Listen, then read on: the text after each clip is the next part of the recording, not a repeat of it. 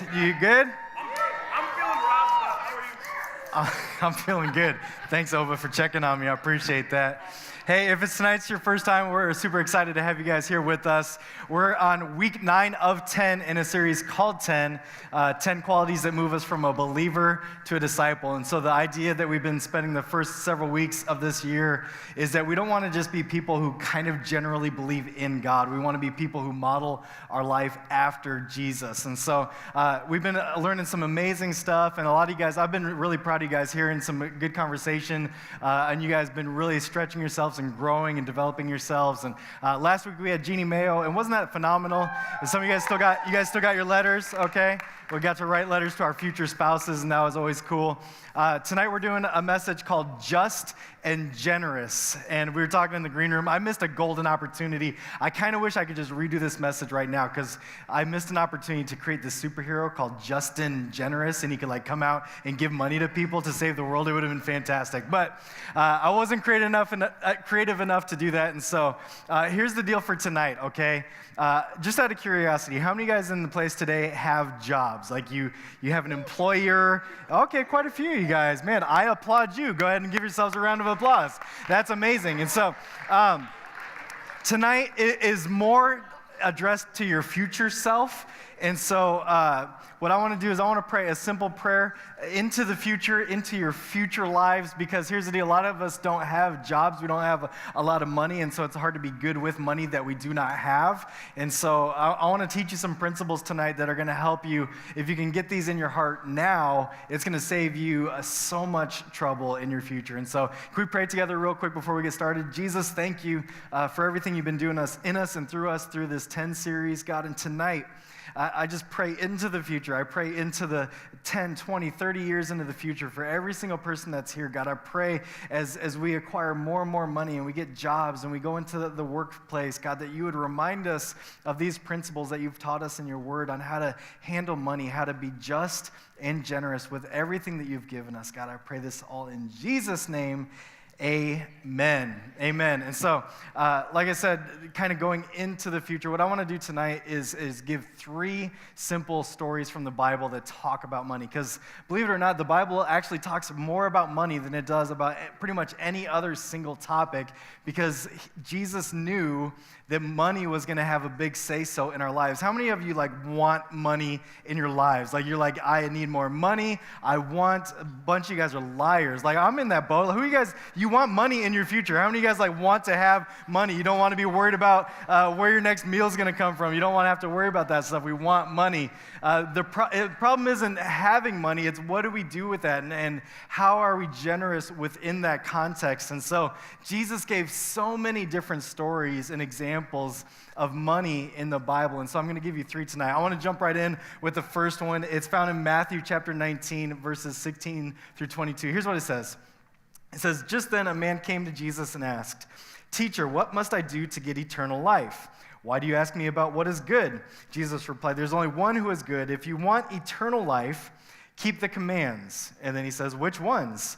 Jesus replied, 'You shall not murder, you shall not commit adultery, you shall not steal, you shall not give false testimony, honor your father and mother, and love your neighbor as yourself.'" And so what he's doing is basically this guy's coming to Jesus, and back in that day, it was very common for you to kind of see how good at question asking you were. And so he approaches Jesus, he asks this question of what do I have to do to have eternal life? And he's thinking, man, I got this. And so Jesus lays out the 10 commandments. He starts going through them. And then the young man says, all of these I have kept ever since I was a young man. And he says, what do I still lack? He asks Jesus, what else do I have to do? And Jesus answers, if you want to be perfect, go sell your possessions and give it to the poor, and you will have treasure in heaven.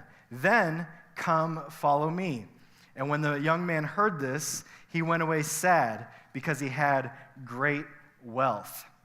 And so here we have this kind of a weird story. Again, I say this a lot, but some of us grew up in church and we've heard too many sermons, and we don't pause and say, what is this actually saying? Here's a guy who was 99.9999% awesome. And Jesus points out the one thing that he was lacking. And he says, you've got a lot of money, so give it to the poor, and then come follow me and everything, and you're going to have the life like you've never imagined. But he went away sad, not because he got rejected by Jesus, but because He was rich. Excuse me. I've gotten mic problems. Do.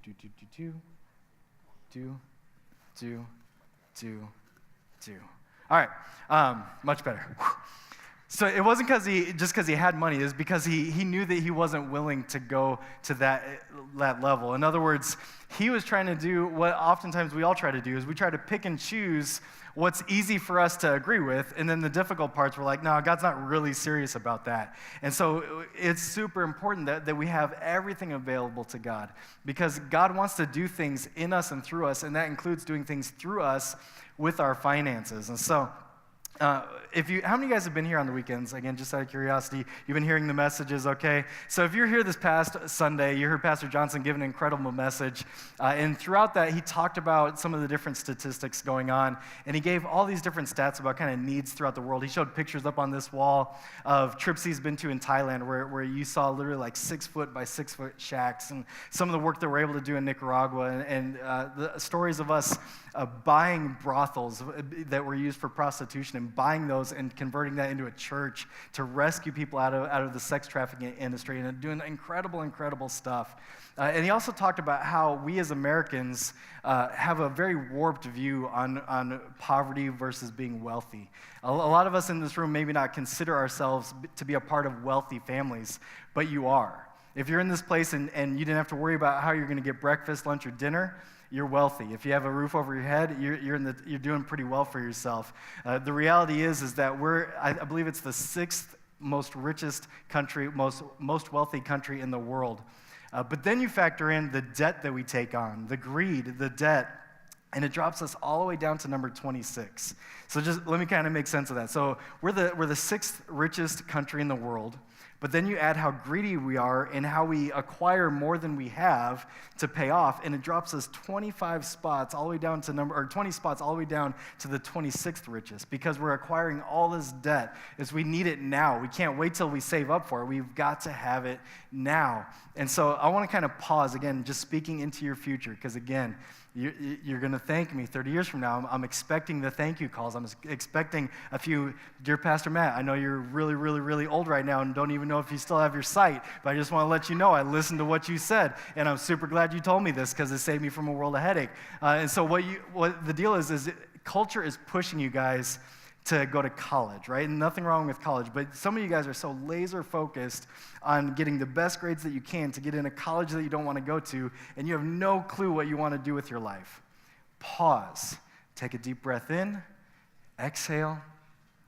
That's a really expensive way to make dumb decisions, right? You're gonna spend $10, $20, $30, $40, $50, $60,000 a year to discover what you like to do for a job.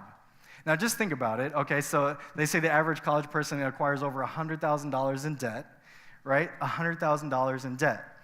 Think about the kind of job that you want to have for yourselves. Average income in America is $32,000, so a lot of people make more, some people make less, but the average right now, especially out of college, is around $32,000 a year.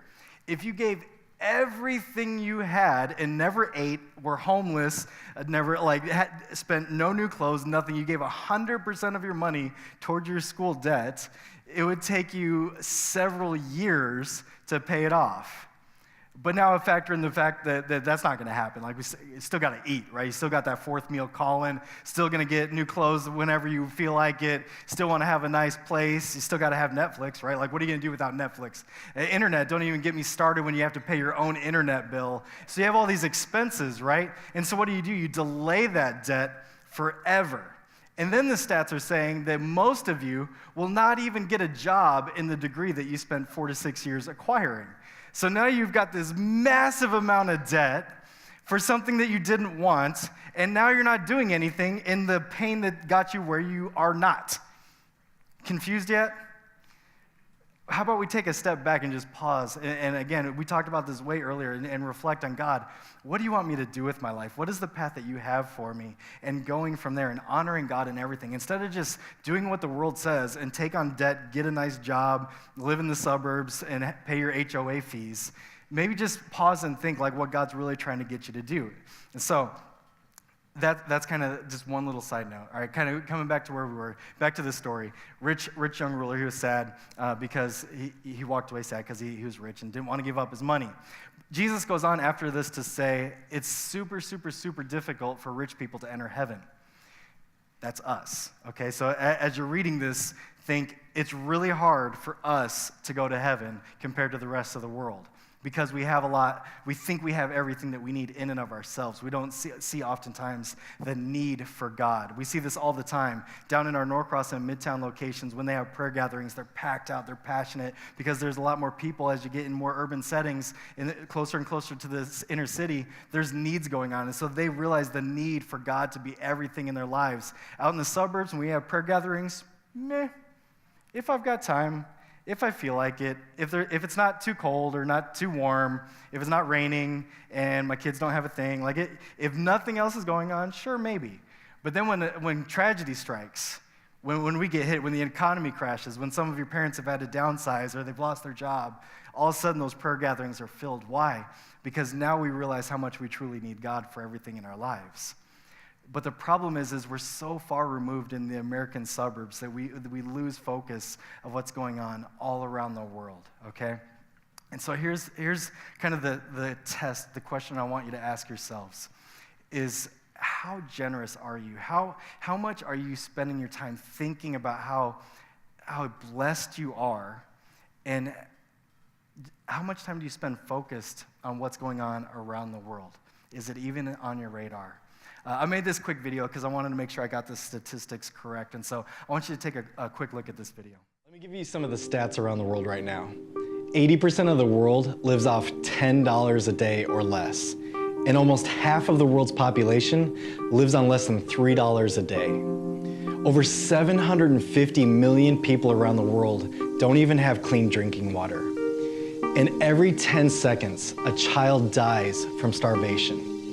And every single year, over 1 million kids get sold as sex slaves. And the sad part is, most of you won't even give a about that. And the sad part is, most of you won't even give a second thought about that. And what's worse is that the biggest reaction came when you thought that I cussed, as opposed to seeing the suffering that's happening all around the world.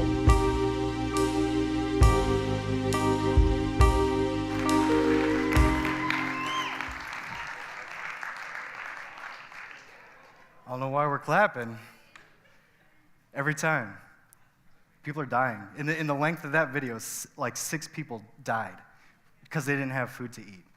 Because they were going on their last line, and every preventable diseases have filled them up, and they've got no means to make it. And so their parents who have multiple kids have to choose which kids they're going to feed that day and which ones they're going to hope can just make it. And we just watch it. We hear this stuff, and it's like do. But you think you hear someone that shouldn't be cussing, you're like, he can't do that. And that's the biggest reaction. Prayerfully, can we be people that react more deeply to the hurt going on around the world than to things that shock you? Like, can we be a group of people that are in tune that says, man, we have so much. How can I not do anything? How can I stand by and just idly by and just be numb to it? And so here's the first point that I have for you tonight is don't become numb to a hurting world. If you want to move from a believer to a disciple, don't allow yourself to become numb. And here, again, so many churches, especially in the suburbs, they have such a difficult time getting people to go on mission trips or do anything that's not self-serving. If you're here on the weekend, Pastor Johnson laid out this incredible vision for this beautiful playground that we're going to build right here in this facility. He talked about how easy it would be to raise that money because it benefits us. It's for us. And so we give money to the things that we want, but we don't give money to the things that we can't see that help the world all around us. And so that's why we say so strongly that we believe that every single young person needs to experience a mission trip in a different country. That's why we go to Nicaragua every single summer, because we want you guys to see what it's like to meet a family that has no home. And they've gone out and about throughout the city, and they've acquired scraps and put scraps in the general shape of a shelter, and that's where their entire family lives. That you get to see some of these families that have to send the mom and the children miles and miles and miles to walk into town to hope that they can sell enough food to make enough money so that they can eat the next day. I want you guys to see that sort of thing, and I don't ever want you to become numb to it.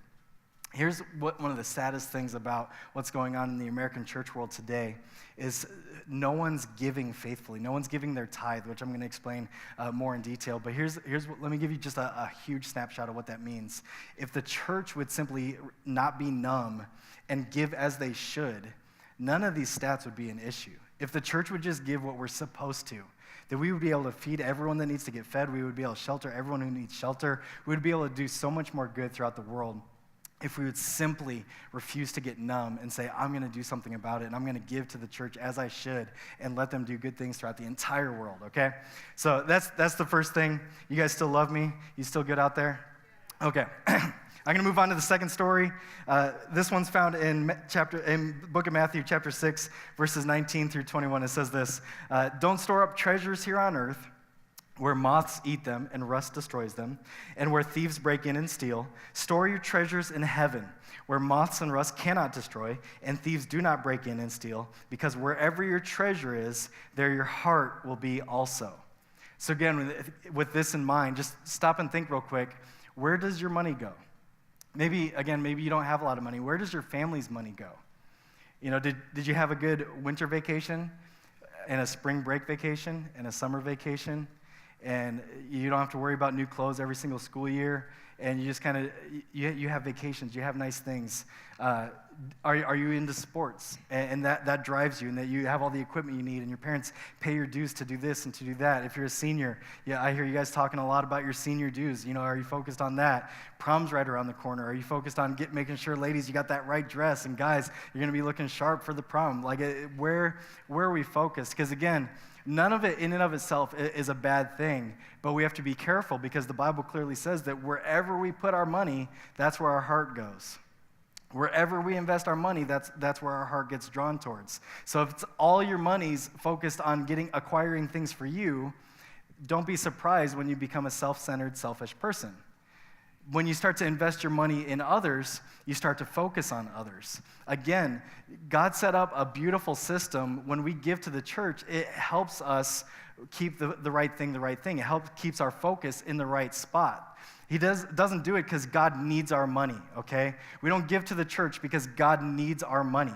We give to the church because he knows we're dumb, and he knows that we need that physical realignment to be able to focus on the right thing. And it's one of the easiest ways to improve who you are is by giving in the right areas. When you invest in others, when you give in the offerings, when you give towards the building campaign, when you give towards missions and you help people, when you, maybe for spring retreats coming up and you already paid your $99, but you're focused on raising more money so you can bring friends with you to this retreat experience. It's so much better when you're focused on others. All right.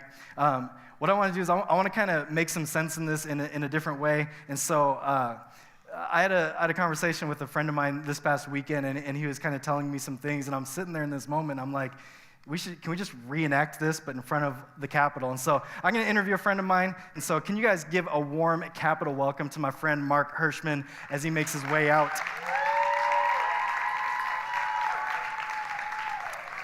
We've been friends for a while. We met, actually, you met my wife at the mall, watching your kids. Amanda was watching the girls, and they met on you guys been to the Mall of Georgia, that play area. That's where we met, and ever since then got to hang out a bit. Family's been living together. We're holiday friends. That's how close of friends we are. I got to experience my Jewish Puerto Rican Thanksgiving this past year, and it was amazing. So, but I want enough about us. I want them to get to know you, and so why don't you tell them what you do for a living? What's your current role? So I am the boutique director for Christian Dior. Christian Dior is a couture brand. Some of the things I do, I fly to Paris to do the buys for every boutique in Atlanta. I get to host clients there, just really run the day-to-day business for Christian Dior. Cool. How many of you guys are familiar with the Dior brand? And you're drooling a little bit. You're like, oh snap, this just got so real. So those of you guys are like, dude, I'm not even sure that was English. He works in the uber luxury retail world. And so how'd you get into like the fashion industry? Oh wow. Well, I was going to college and working full time, and I was working security at another retailer called Carolina Herrera, and there was one weekend where the operations team and the security team wasn't there, and the director of retail came to me and said, hey, I need you to lead this renovation. And so I did so. I finished early. I did a great job, and so she's like, well, you're hired. And I said, oh, that's sweet, but with all due respect, I'm going to be a pharmacist. Like, it's okay. And so she said, well, what do pharmacists make coming out of college? And so I gave her a number. She said, I'll give you that plus 10% bonus. You start tomorrow. So. Not a bad deal. Like, how many of you guys, you're like, that's okay, get that upgrade. So, all right, so real quick, what are the different brands that you've worked for, different companies? So I worked for Carolina Herrera, New York, which is another couture brand. I worked for Burberry, and I worked for Christian Dior. Nice. All right, so I ask him about these kind of questions all the time. I'll see what he's wearing. I'm like, how much that cost? How much that cost? All right, so there's probably a lot of ladies here. They wouldn't mind like a Christian Dior prom dress. Maybe prom's around the corner. Like entry level. They walk into Buckhead. You got to shop in Buckhead.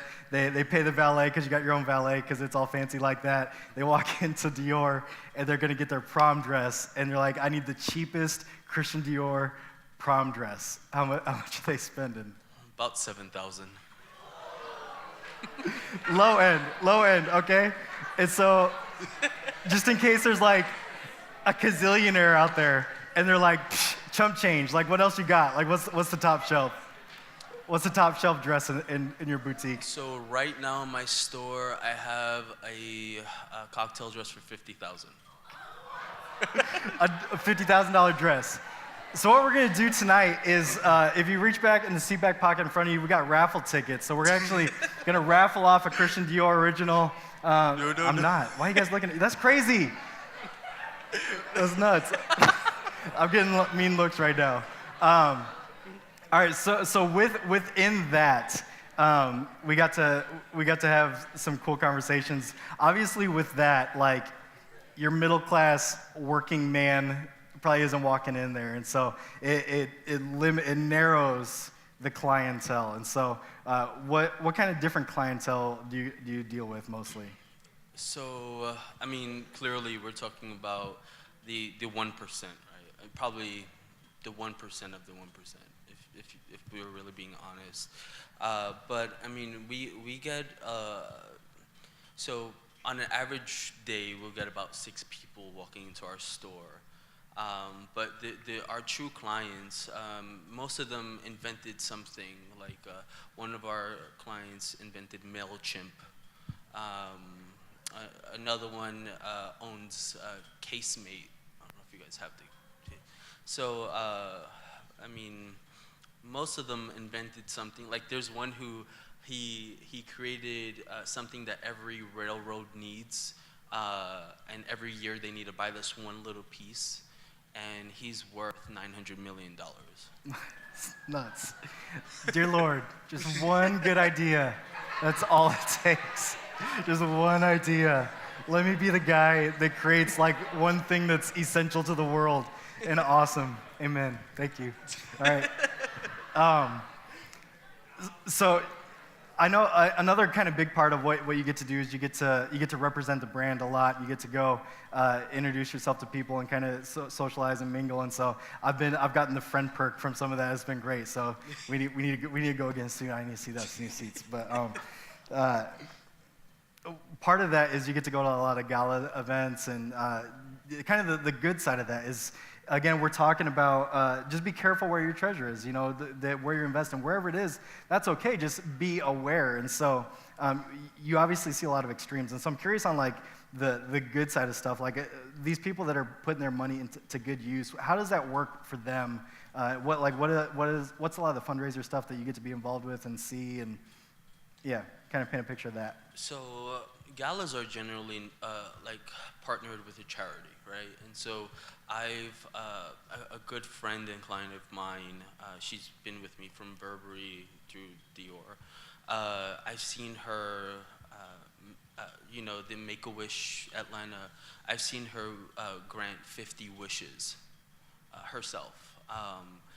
I've seen close to, well, I've seen 6 charity events where $1 million was generated. I mean, even myself, I try to align myself with giving and use my power to give more. And so last Wednesday, while you all were here, I had an event, a shopping event in my store, and we did a portion of the proceeds back to Open Hand Atlanta, and so we generated $170,000 for that event, and we were able to give back. So it's cool. Yeah, it's really cool. Because I think a lot of times we just assume that they're just living in these mansions and like distant, like, other people park my cars. Like everything's done for them and they just don't touch society. But a lot of these people are, like what we were saying, like they haven't become numb to the hurt around the world. And so not only are they have big increase, but they're giving a lot too, and they're doing a lot of good throughout the world, and they're giving. Kind of then the other end of the extreme, I'd imagine in Atlanta, you got a lot of people with quick money that kind of came into them, celebrity clientele, people, athletes, people in the music industry. What's that usually like when they come into the store? It ranges, to be honest. I mean, I had a person who owns her own channel and magazine and is well known for the shows that she has, and she wouldn't want to talk to anybody. She had her security, her bodyguard come in. He asked if I can close down the store. I said, of course. And she just shopped, and she made some very weird comments, but and then it ranges to like Ludacris' wife, Eudoxie. She's amazing. She comes with her children. She asks about my children. She asks about my girl. She texts me to wish my daughter a happy birthday. And so, just because of the amount of money that they make or their stature, they're still real people, and everyone's an individual. But we get it all. It's fun. I'll tell you that. It's absolutely a blast. Oh, like when I go in stores, people ask me if I get like they eyeball me and they're like, "Can I help you?" But like they kind of flip around. They're like, "Can I help you? Like I got this store. Like go ahead and shut the doors. Like I got you. It's gonna be okay. I'm gonna make it worthwhile." So other random question, like what? So biggest sale. I'm curious. Biggest like single sale. So I flew with a client to Paris to watch our couture show, and while they were there, his husband and wife, they spent $700,000. That's not bad. That's not bad. That's not bad. One ring was $560,000. $560,000 ring? Yeah. Dang. Whew. That's insane. It was beautiful. That's awesome. Okay, so this is our life. This is the conversations we have. So all of that, right? So you've seen a lot. You go to Paris to represent the brand. You're at these galas. You see awesome people doing great things. You see people that have acquired a lot and have stayed normal. You've seen people that get too into them. So the arrows all point in, and they just turn ridiculous towards themselves. So you see a lot of that, but you haven't really been sucked into that life. You haven't really been sucked into that like acquiring lifestyle. What are some things you've learned along the way to like resist that, or to stay balanced in that? So the answer to that is not only being sucked into that world, but is the key to successful marriage. It's really putting God first and the Bible first. And I know this sounds cliche, right? But like my wife and I, my wife's Dominican. If you know any Dominicans, you will understand this story. Any Dominicans out there? Nope. None? Not one? Oh, we got one. I was gonna say, hello. We can't see you, so I see Yeah, random we saw the hands. hand. Okay. But she grew up with very specific beliefs, in her culture is very, very specific. And I didn't really grow up with parents, so I just had my ideas and what I saw on TV, right? Because TV is always the best, like Full House, right? It makes sense. And so we would disagree on things, and it would be to a point that we didn't know the answer. And I'm very solution driven, which is probably why I'm good at my job, but I'm all about the solution. What's the end result? And it bothered me that I didn't know the solution. And my wife and I, we couldn't find someone who we both trusted equally to come up with a solution that we can both agree with. And so that's entering the Bible. And it was awesome. So it's whatever the Bible says, that's what wins, right? It trumps it all. So whenever we disagree, we present our arguments. It's sad, but yeah. And it's all biblical based. And so for me, everything that I witness, and I mean, I see some amazing things. Like, I have one client, he just bought a new Ferrari, all custom. He's like, shh, my wife doesn't know. I'm like, what? It's $500,000. Like, what are you talking about? He's like, yeah, I just had some cash on the side. But it's like, Just like tucked in the sock. Do. yeah. And the funny part, he's like, oh, go drive it. I'm like, are you crazy? Like, no, it's okay. But so I mean, and Matt can tell you, and Amanda can definitely tell you, I love cars, love cars. And so, the leases look so good on the website, but it's like going into debt, like Matt was talking about, is just not the right answer, because it just takes away your biggest wealth building tool. And so what's helped me is to, one, clearly the Bible's the answer, and where I came from. Like, I came from the hood, like Brooklyn. Before it's like cool, now it's gentrified. It's like Brooklyn, like you don't go out past 8 o'clock. You can't come home within in Brooklyn, it was Jimmy Jazz. That's where we used to go to get new sneakers. But you can't go home with a bag like that and not be ready to fight. You can't go walk outside and not be ready to prove that you can stand there. Everything was proving yourself, and it was bad. It was like poverty at its finest. It was tough, and so the way I live now, although it doesn't compare to my clients, but it's a huge blessing. So. Yeah, it's really cool. Yeah, it's I think as we've talked, like we've had a lot of conversations of just like where you've come from and just staying humble and seeing a lot of these things, but just seeing the negative pull that it can have. And I'm sure you've seen I guess what would be the contrast of the people that stay self-focused, because a lot of those people tend to be the loudest. They're the loudest. They draw the most attention, and so it's kind of one of those scenarios where you might see them in your boutique a few times, but then you see the spiral. Would you say you've noticed a trend from like the people that give in their quality of life versus the people who stay acquiring in their quality of life? Yeah, totally. I mean, just to put in perspective how crazy the world I work in is, the rule in my store is you're not allowed to ask about the spouse, because we've been through so many clients divorcing that you cannot ask about the husband or the wife. You just ask them how they are. And for me, it's surreal, because the thing that I take most pride in is my marriage and my family. So you can definitely see the arrows pointing to me, as Johnson and Matt illustrated. You can see that it's just never enough. The thirst is never quenched. Yes, I have the newest car. I got the Bentley that only came out in Europe and was delivered just to me, but it's just not enough. it's you can, and then you just see it continuing, and you see a lot of addictions derive from it as well. Yeah.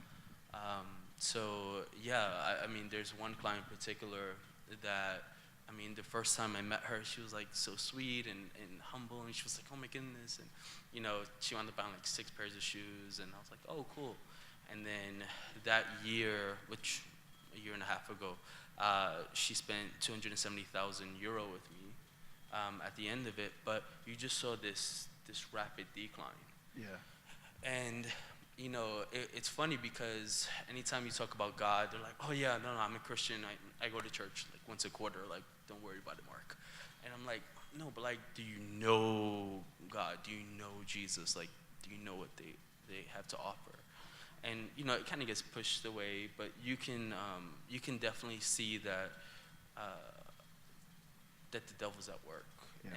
and it's more than just shopping. It's like I said, it's really an addiction that is just realized through one thing, and it's surreal, right? Because in my job, right, if you have an addiction to shopping, that means I'm a good manager, Right. right? But then I'm a bad Christian.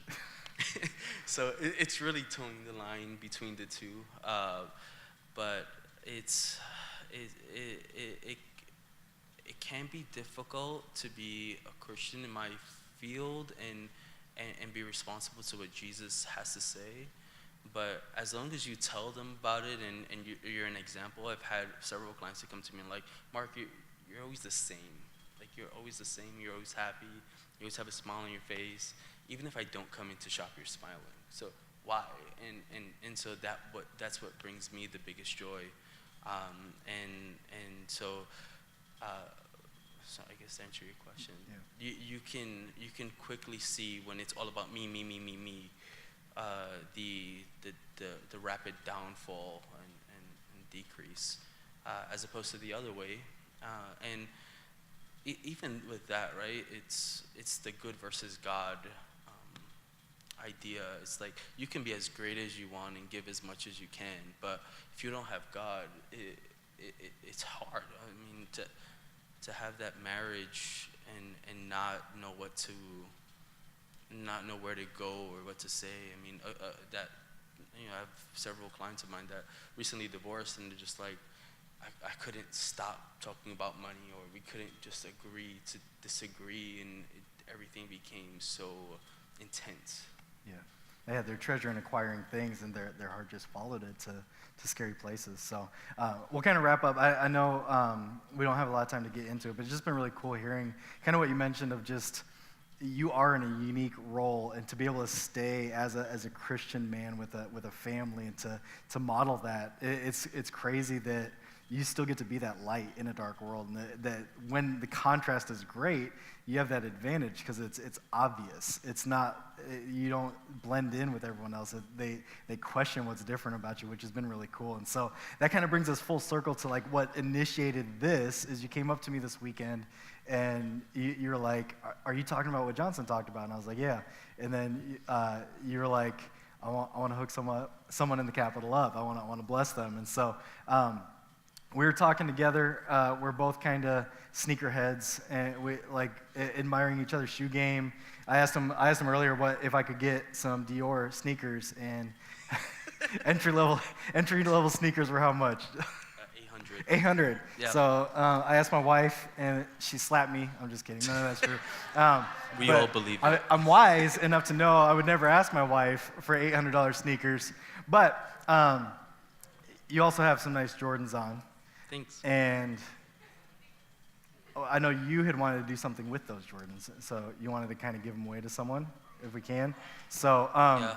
we kind of, I was texting a lot of like random, hey, I know this out of nowhere, but what size shoe you got? And they're just like, So I wanted to kind of hook someone up, and I wanted to kind of have a story behind it. I know you were just wanting to bless someone, but I wanted to kind of like find someone that I'm just like, man, they've just been doing good stuff through this series, and not that and had no idea that this would be coming, but they've been putting in a lot of work in themselves, and I wanted to kind of notice that I notice it. And so, Hayden, where you at, bro? Where you at, buddy?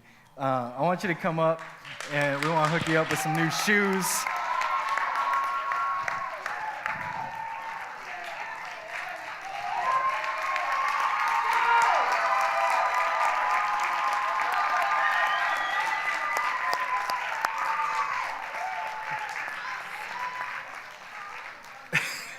Cool, man.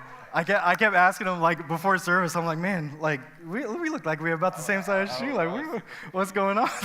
He was giving me the weirdest look. But I just want to say, man, like, I've been super proud of you. I've noticed you've been trying to improve yourself. I've been watching him improve your leadership skills. We've been having a few students on Sunday nights over at our house and watching you engage in that and stuff like that. So it's been really cool. So you've worn those 2 times. So this is the second time wearing them. So we got the box backstage, but they're all yours, man. And so we just want to say we love you. Hook you up with some new Jordans. So that's awesome, man. So I'll let you guys go off backstage, hook you up with the box and everything like that, so Mark doesn't have to walk home barefoot, get your other sneakers on. Can you guys give Mark one more round of applause too as well?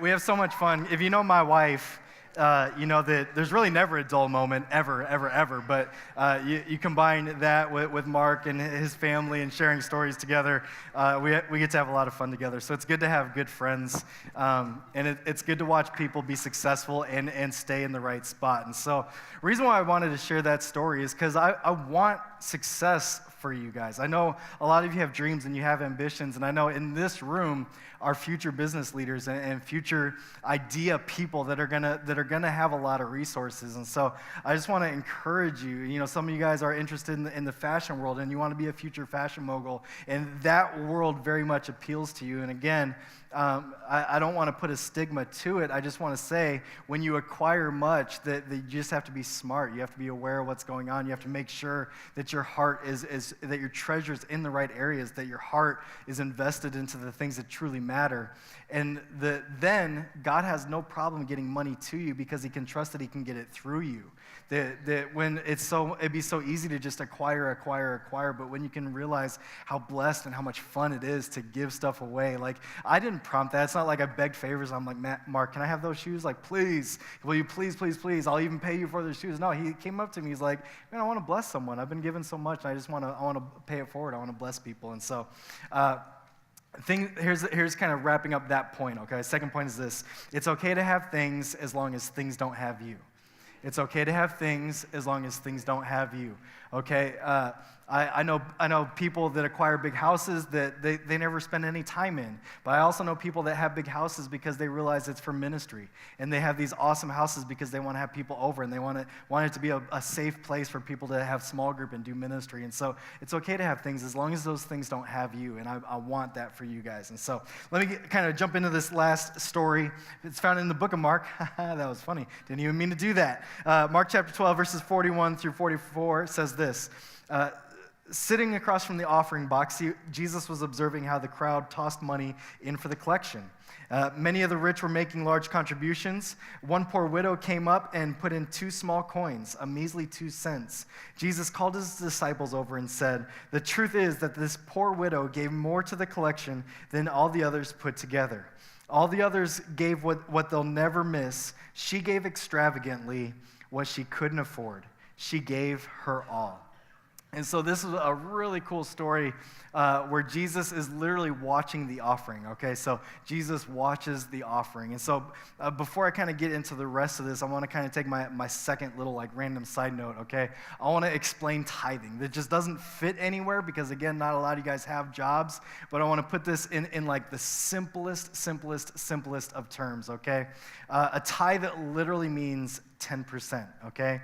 That's what it means. And so we had a conversation with someone this past week, and they were like, I'm trying to tithe better. And I reminded them, like, you can't tithe better or worse. You either tithe or you do not. And so the Bible, another story in the Bible about tithing, Jesus, in the Old Testament, God looks at them and he says, you've been robbing from me. You've been robbing from God. And they go back to him and they're like, how have we robbed you? And it says that you've robbed me in tithes and offerings. And so, in other words, it's like this. Again, I mentioned earlier that if everyone gave what they should, the church would be able to do immeasurably more good throughout the entire world. And so, if he gives you one amount, and he gives you another, and he gives you another, and he gives you another, he knows how much you make, and he is expecting 10% back. That's the tithe. It's not optional. It's not out of the generosity of your heart. It doesn't matter if you feel like it or don't feel like it. Like, he's expecting that tithe. And so when he looks at a church like Victory Hamilton Mill, he knows the people that are in Victory Hamilton Mill. He knows the people that call this church their home. And so his plan for what he wants to do through this church is based on the tithe of the people represented in this church. And so when the offering gets passed every single weekend, every single Wednesday night, and it adds up, he knows what it should be, and then he sees what it is, and he looks back at some of y'all, and he's like, you're robbing me. Like, you're stealing from God. That's how he looks at it. It was never yours to begin with. It's a sign of trust. It's a sign of covenant. It's a sign that God is your ultimate provider, and he's only asking 10% back, realizing that ultimately all of it's his anyway. And so we give the tithe because that's what's commanded, and it's our opportunity. That's our way of saying, God, I trust you with everything, and I'm going to honor the tithe, knowing that is the one. It's the promise where you say, test me in this. It says, test me in this and see if I don't prove myself faithful. He allows us to say, God, I don't know if I can do this. It doesn't make sense. It's going to be hard for me to do that, but I'm going to test you and see if he doesn't prove himself. And then beyond that, everything above that is considered an offering. That is out of the goodness of your heart. And so that is where he's looking at how your heart's doing and relate to. Do you just toss it in because you have it? It's no big deal, and so you're like, whatever. Like, good Christian people should put money in the offering, so I'm going to do that. Or does it matter to you? Do you have an attachment to that? Is it important to you? And so, kind of getting back to this. There's something that was pretty cool that happened just a little while ago. A guy named Drake, I don't know if you guys have heard of him or not. Any of you guys listen to him at all? No? You do? Good. None of you. Liars. Okay. He came out with this music video called God's Plan. I don't know if you've heard about this. Well, it explains itself. Basically, he had this massive budget for this music video, and then he gave all the money away. Instead of making this extravagant music video, he gave it all away. And so I want to show you that video in case you haven't seen it really quick. And so check this out.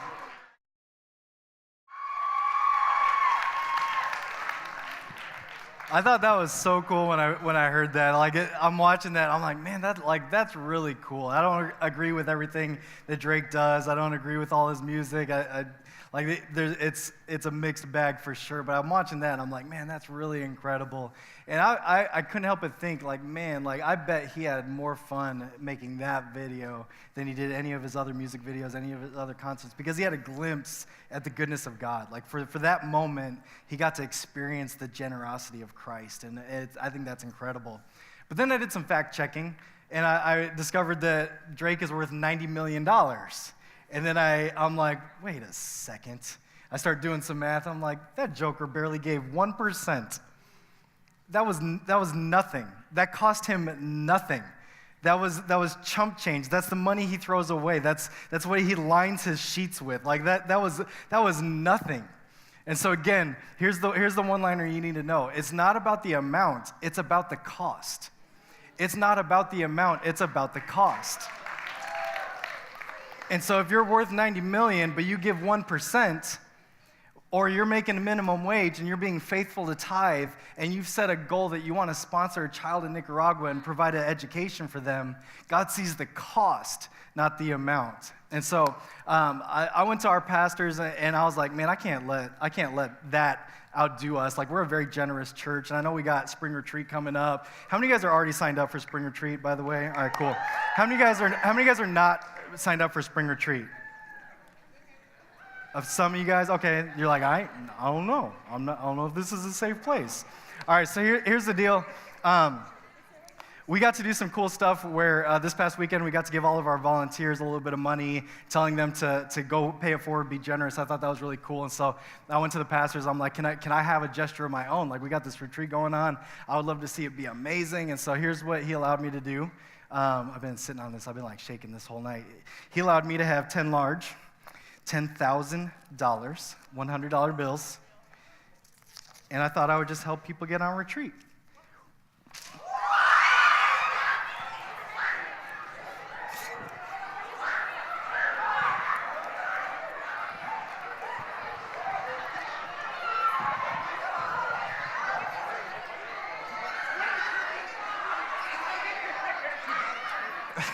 People going crazy. All right.